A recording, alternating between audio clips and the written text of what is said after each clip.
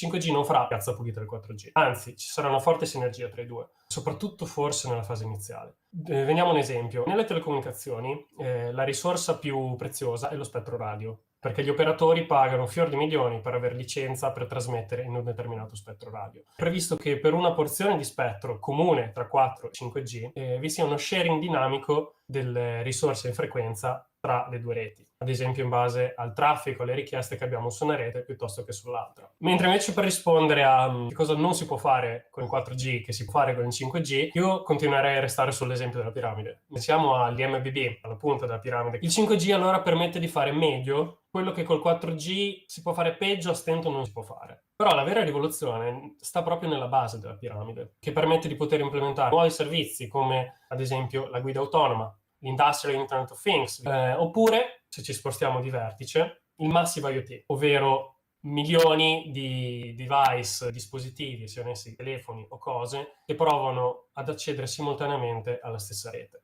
E qua basta vedere il vissuto. A chiunque di noi sarà capitato che con la rete 4G a un concerto, a Capodanno o dopo un terremoto, internet smettesse di funzionare. Il motivo è esattamente questo. Se esiste un fenomeno tale per cui simultaneamente troppi utenti provano ad accedere alla stessa rete, la rete satura. Col 5G invece sarà risolto dal vertice del Massive Machine Type Communication. In questo momento per l'utente smartphone 5G vuol dire 4G++, nel senso che, se torniamo al discorso della piramide che faceva Marco, stiamo parlando di IMBB, ovvero l'utente banalmente ha una connessione più veloce a disposizione, una connessione più performante. Questo però non vuol dire che ci sarà un'evoluzione, perché comunque, come ogni generazione, si vedrà col tempo quelle che sono le risposte del mercato e quindi quali saranno i servizi e le applicazioni che traineranno lo sviluppo di questa generazione. Perché, per esempio, molte applicazioni basate su 5G fanno uso di tecniche di realtà aumentata e realtà virtuale, e ovviamente lo smartphone può essere visto come il punto di accesso a queste applicazioni. Quindi in questo momento non ci sono differenze sostanziali, perché fatico a pensare che ci sia qualcuno che ha bisogno di una connessione così veloce come quella che il 5G ti offre rispetto al 4G nelle zone dove funziona bene, ovviamente. Però non è detto che sarà questo lo scenario futuro.